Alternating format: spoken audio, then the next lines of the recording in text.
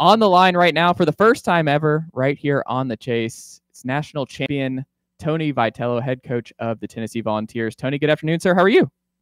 Good afternoon to you all. Doing well. Sweating it out down here in Atlanta. We got a lot of talent floating around, so just doing some watching. There you go. I mean, you with the heat wave coming through. I mean, how are you managing? Are you a big water guy? Are you a big electrolyte guy? Are we making sure we're packed with the Gatorades? How are you staying cool in the heat? Well, just had a buddy deliver me a little Starbucks. I had to make sure I was still awake and paying attention because it's a lot of traveling. But no, normally just some water. Really, whatever you can. A lot of visits to Quick Trip.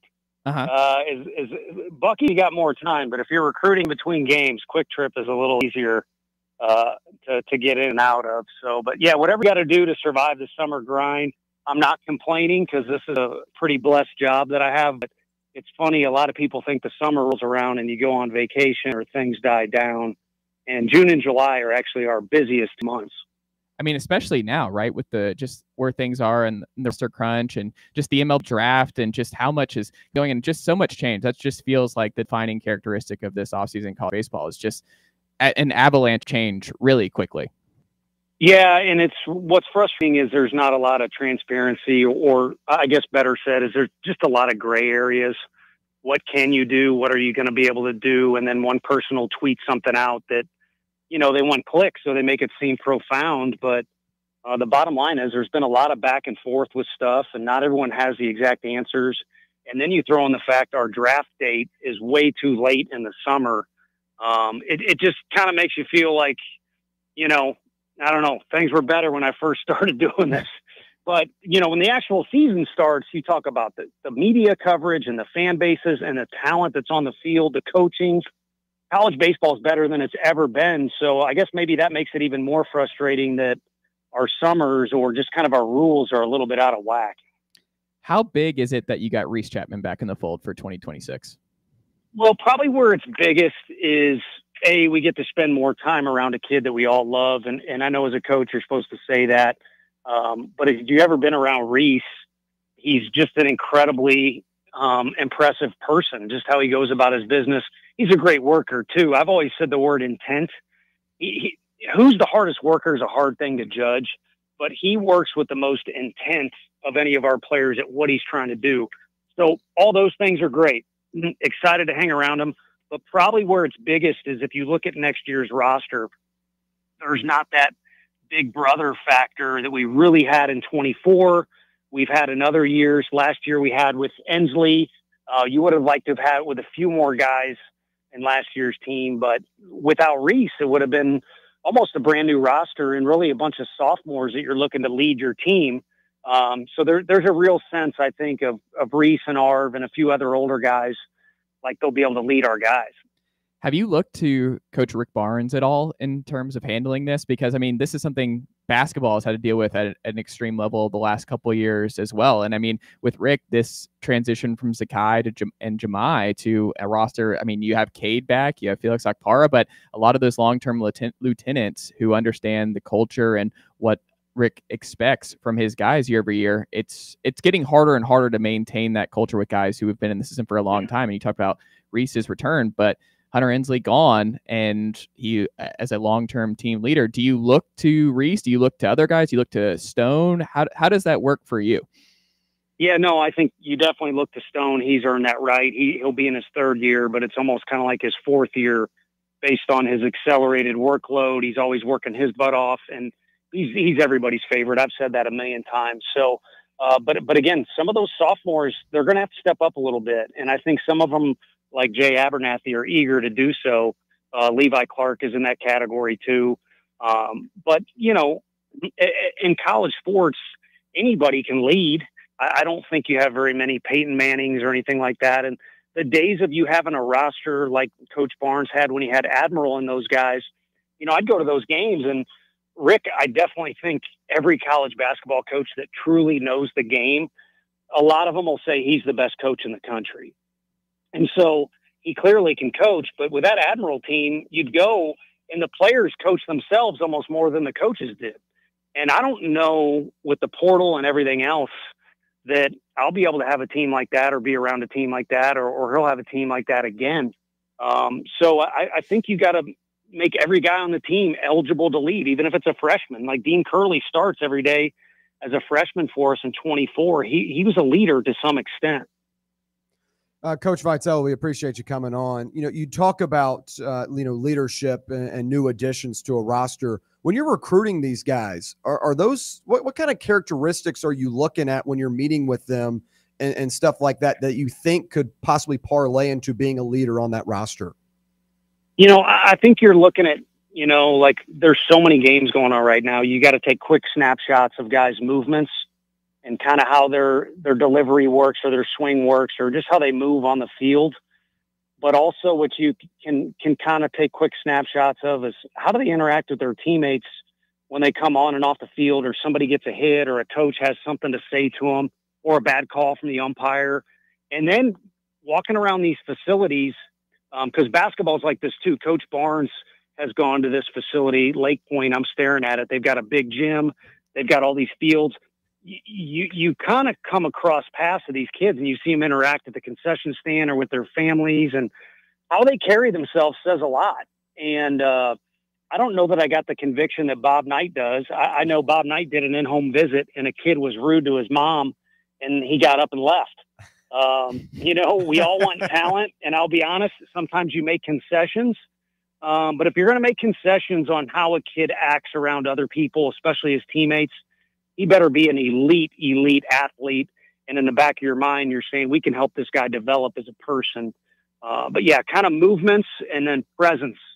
Those are the two big words for what it's worth to the average listener. When you come to a facility like this, what you're kind of looking at. Hey, Coach, thanks for coming on. I'm not going to talk too much about roster cuts, but I do want one question, and what I find kind of fascinated about it is I know you and many other coaches in the country like to use that Tuesday night game to have pitchers in the bullpen in the 8th and 7th, late innings where the game might be, a blowout, but you're using those opportunities to see what you have out of your bullpen, what length you can bring those guys in from, and even guys that may not get many weekend opportunities, they get opportunities on those weekdays. With having less players this year, how does that affect the weekday games? And do you think you'll be able to do that to the extent that you did this year with your bullpen on Tuesday night games? Yeah, I think what it'll really affect is those Monday and Wednesday practices of guys who did not get action at all, because you kind of shrink your numbers a little bit. But I still think the numbers will be great enough that when the season starts, you typically have 30 to 35 guys that are active for your team. So I'd like to think that our bottom of the depth chart, for lack of a better way to say it, will be stronger. With the shrinking of the numbers, I think the quality will go up. With the full scholarships, the quality will go up. With having to make some tough decisions and cut the rosters again, I think the quality goes up. So hopefully the play does as well. And the only way Frank and I really don't see eye to eye, our pitching coach, is he came up, from a long time ago when you relied on 7 or 8 arms and those were your guys. I came up as a recruiting coordinator, and I feel like anyone who puts in the work deserves the opportunity to go out there on the mound. How good of an opportunity it is, or if it's an SEC game, depends on how well you throw. But it really kind of grinds me that some of those games get shortened on Tuesdays with 7 innings. You got 2 guys that missed out on getting out on the mound, and they might be able to show you something that earns them a greater role later in the year. Tony, one of the things I've been thinking about a lot here over the last couple of weeks when we're thinking about roster, just the roster going from the 50s to the 37, 34, we'll see what that ultimate number means with the whole DSA part of it. That is still an evolving conversation and still, I imagine, not completely clear to you in terms of how that's going to work for your final numbers here this season. But I don't think it's a coincidence that the 2 best college baseball programs have won the national title for 3 straight years. But when you think about it going from the kind of numbers you've had previously to now having 34 from the start, do you think that might lead to more parity in terms of who actually wins the national title? Because you're now just a couple injuries away from being in a really tough spot that can railroad a lot of teams that used to have this kind of depth that you were talking about with Admiral and those earlier Rick teams, and kind of what you've had in 2024 and what you had in 2022 as well. Do you see that kind of being a lot more difficult for the powerhouses like Tennessee and LSU to be able to withstand any kind of minor injuries in the season and be able to still win a national title? I definitely see where you're coming from, and I would agree, but only to an extent. And I'll use this year as an example. Everybody felt like Arkansas LSU meeting game 1 in Omaha was frustrating because those two should maybe meet in the final. And of course, we're all SEC fans and we're all overly confident in our league, sometimes for good reason. But I think it would just be next team up. So, God forbid Arkansas loses a couple guys in the super regional to injury against us. They beat us in advance. It's next team up, or you could flip it to the other team. So I think there's a core group of teams that are going to be front runners each year. And our sport has more variability than basketball. But if you point to basketball in this transfer portal and NIL era, which we're still in, regardless of how big your roster is, you saw 4 number 1 seeds in the Final Four of what is March Madness. There wasn't as much madness as there usually is. Right. In our sport, I do think there's more variability. So you are going to have teams like Murray State slide into Omaha, or some upsets and regionals and things like that, or one pitcher dominates. But I think once you get to who actually gets to hoist that trophy, it's going to be more than likely one of the better teams from the ACC or a team from the SEC. So you have kind of a smaller number of teams that you would maybe see as eligible. You lose one of those, I think it's next man up. And I don't really know how to balance out the transfer portal or the NIL, but it's almost kind of getting to be professional sports. I know people have already said that, but the way I mean it is nowadays in the NBA, MLB, NFL, if you're not all in with your finances, especially baseball and basketball, you don't have a chance of winning a title. You could have one good player, but if you're not going out signing free agents, or you don't have a high payroll in Major League Baseball, for instance, you don't really have a chance at hoisting that trophy at the end of the day. Absolutely. One of the things I'm also really curious about, you played a lot of freshmen last year, Tony, and you have super talented guys like Levi Clark and Manny Marin and Jay Abernathy, and a lot of guys who figure Chris Newstrom. I'm a big Chris Newstrom guy and excited to see what it looks like for him in year 2. But how do you prepare them because of how, I don't want to say wonky, but how different the early part of a college baseball schedule is for your guys, where you get tested early on with that early tournament where you might play at Oklahoma State or a TCU or an Arizona or something in a tournament in Global Life Field and that sort of thing.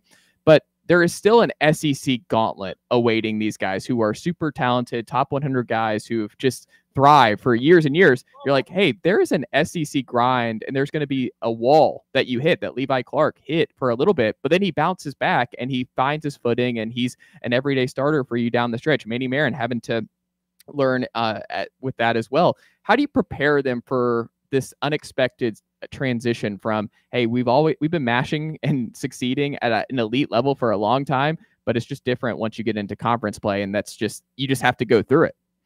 Yeah, I think, it sounds like you're conceding, but I think how you finish the statement, you just have to go through it, is a big thing, because the more you feed the beast by calling attention to it, the more maybe you spur up the idea that it's different baseball. And it's not. It's just, it is a higher level of scouting, fan participation, coaching, and then relentless talent. Instead of seeing a really good arm, from Rice, and then maybe you get in the bullpen and it's maybe a little bit of a fall off. It's just arm after arm after arm if you're a hitter, and the scouting report's really good. So a guy like Levi needs to then readjust to the whole deal. So I think it's a really tough one.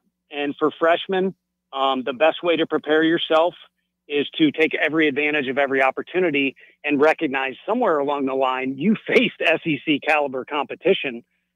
So when it comes, it's just baseball. It's kind of like Gene Hackman showing his guys in Hoosiers, the basketball court, even though it's a huge arena that the team in Hoosiers made it to, it's still the same measurements to where the hoop is and the free throw line and all that stuff.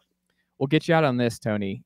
I think one of the most under talked about part of what you've built here at Tennessee is you've been able to retain elite coaches around you as well. You've talked about Frank and y'all's great relationship and how important Frank has been on the pitching side of things. You have Quentin Eberhardt back in the fold. You have Josh Elander still here.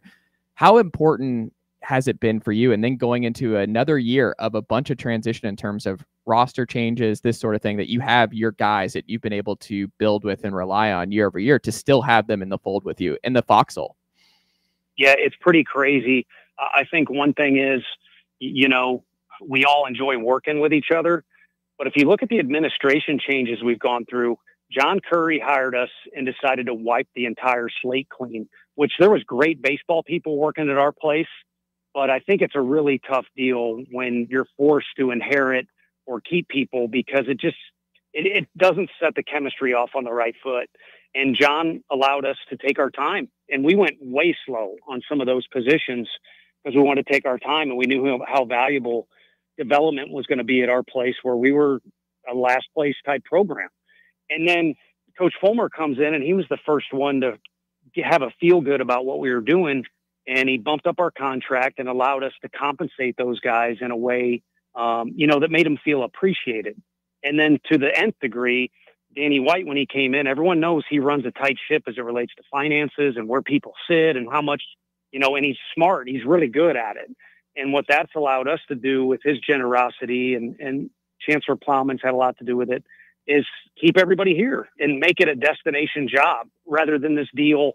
When I first got hired, I talked to a buddy who got hired at another SEC school, and he said, let's both do well at our jobs and go get a better one. And it kind of took me off guard a little bit, because we have all the ingredients at our place to be one of the best programs in the country. And I appreciate you lumping us in with LSU and maybe even Arkansas, but we haven't done it for as long as those guys have. So I think everybody's pretty bitter in our building, and we want to prove that we belong in that type of group.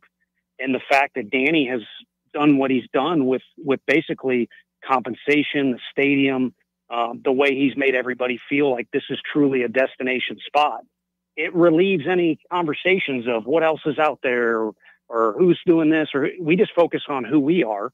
And like I said, right now, if you're looking for a theme, we got a lot of people that are unhappy. Last year was a great year. The draft really was an exclamation point for it being a good year. I think the most guys ever in a day one draft, but we all want better, just like the fans do. So all we can do is work hard towards it, and then hopefully we prove it. Tony Vitello, head men's baseball coach at Tennessee. Thank you so much for making the time. I know it's a crazy time for you, and I appreciate you slicing out part of your day for the Chase right here on Fox Sports Knoxville. We'll have to check back in again soon. Yeah, please do, guys. I appreciate you, and have a good day. Enjoy that air conditioning. Thanks, Tony. Stay cool, Tony. Tony Vitello, head men's baseball coach at Tennessee. Great chat with Tony, and I appreciate him making the Chase part of his day here. And who knows? I didn't get to ask him about his QT order or his Starbucks order. I'd be curious what that might be for Tony.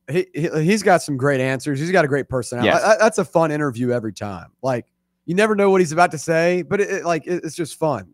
Really enjoyed having him on. I love it. So I appreciate Tony for making the time here on this Friday. When we come back, we'll talk about year two for Lance Hurd in the program as we continue our year two Friday Lowdown series. So we'll look into what the starting left tackle for Tennessee in 2025 has in store for him and the Volunteers offensive line in 2025 with William Pattison and Garrett Armbrust in studio with us. It's the Chase right here on FanRun Radio, Fox Sports Knoxville, 105.7 FM, 1340 AM, and always streaming for free on that FanRun Radio app.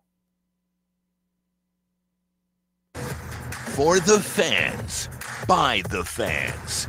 This is FanRun Radio, Knoxville. Citizens National Bank. You want a bank that lets you bank when and where you want to. Your local branch, the grocery store, your computer, your phone, it's up to you. You want people who care about taking care of you and your money too. Citizens National Bank. Banking never felt so good. Believe in family.